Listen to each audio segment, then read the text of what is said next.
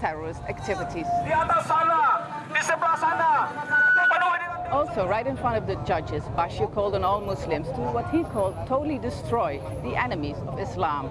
His statement was meant to convince the judges to stop the terrorist trial against him. This is already the third time Abu Bakr Bashir is on trial for terrorism charges.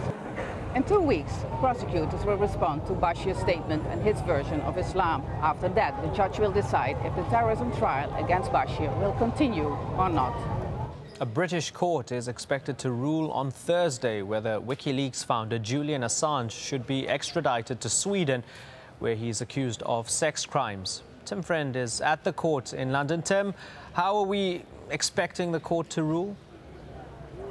Well, I think it's really too close to call, really. I don't think anyone is daring to predict. Of course, Mr. Assange himself will be hoping that it rejects this request from Sweden for his extradition. He's always said that it's politically motivated, that it's part of a smear campaign against his whistleblowing website, WikiLeaks.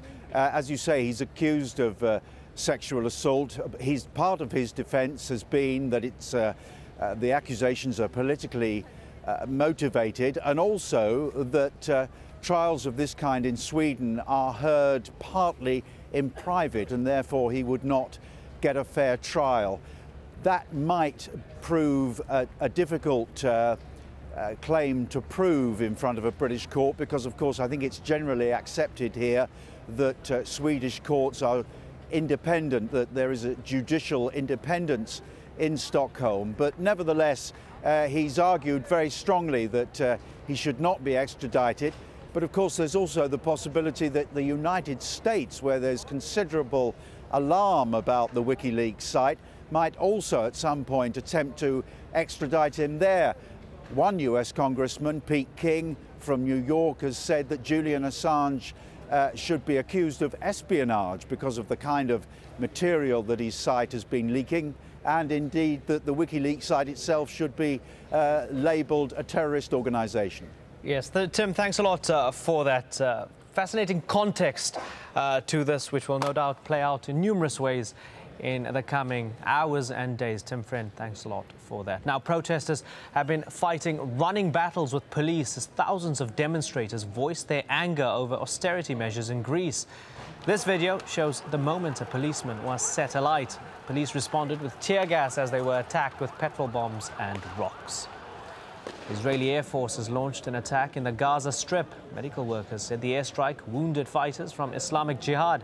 Earlier on Wednesday, Israeli tank fire killed a Palestinian fighter and wounded 2 civilians. The Israeli military said they were responding to ground and rocket attacks.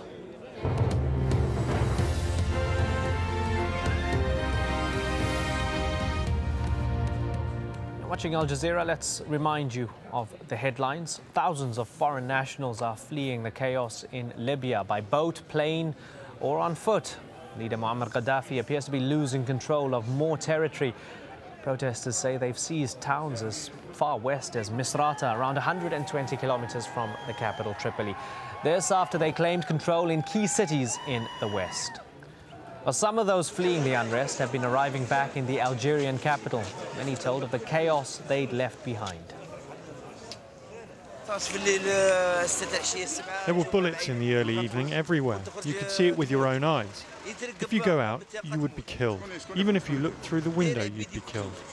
We've hardly eaten anything over the last week. Thank God we made it back to Algeria.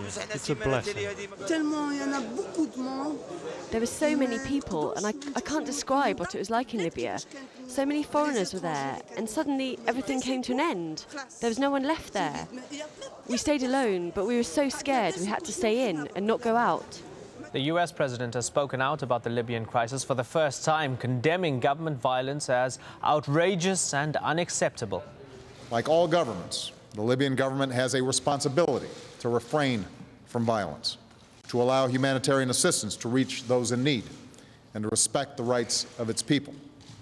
It must be held accountable for its failure to meet those responsibilities and face the cost of continued violations of human rights. Yemen's president has instructed security forces to protect protesters after a recent crackdown left at least 11 dead. Ali Abdullah Saleh has ordered forces to prevent confrontations between pro- and anti-government demonstrators. Protests have been going on in Yemen since an uprising against Saleh began on February the 16th. Police say 98 people are now known to have died in a powerful earthquake in New Zealand. Rescue teams are looking for as many as 300 people who are still missing. And those are the headlines. The news continues here on Al Jazeera after the Riz Khan show. Stay with us.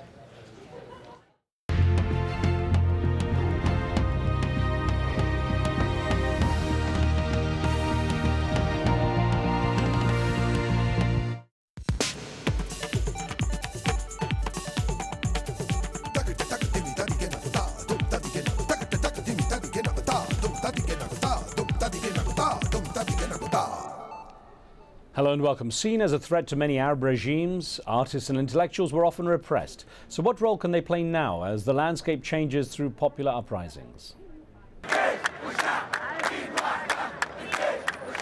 Many of those challenging their long-standing authoritarian regimes say they've been inspired by the literature of protest through the years.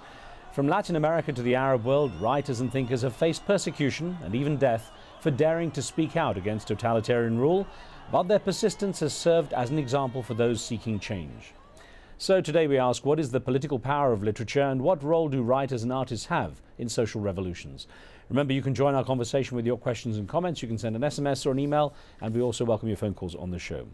Joining me now from London is Libyan writer Hisham Matar, who spent his early childhood in Tripoli until his family were forced to flee the Gaddafi regime.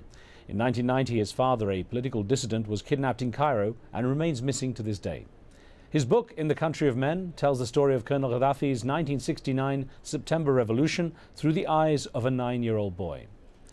Also with us is internationally acclaimed Egyptian writer Ahdaf Soueif. She has recently returned to London after participating in the Tahrir Square protests in Egypt. Her book, The Map of Love, traces modern Egyptian history. And from Durham in North Carolina, we're joined by the world-renowned Chilean writer Ariel Dorfman. In the 1960s, he took part in the social revolutions that swept Latin America, and he worked as a cultural advisor to Chilean President Salvador Allende.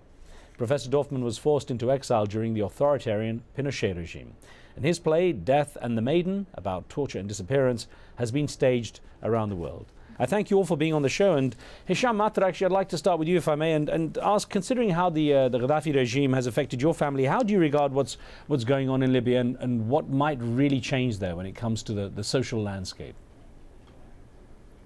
Oh, what's going on in Libya right now is extraordinary, because the Libyan dictatorship has been exceptionally violent and oppressive. Cultural life in Libya under Gaddafi has been all but decimated. And obviously, witnessing this uprising, I'm more concerned right now with the loss of life and with the vulnerability that Libyan society finds itself in. But also, I'm also excited, if that's the right word, about the future, hopeful about the future. Let me ask you, do you feel it seems that do you feel that there will really be a change in the way people can express themselves? Do you really feel, I mean, no one really knows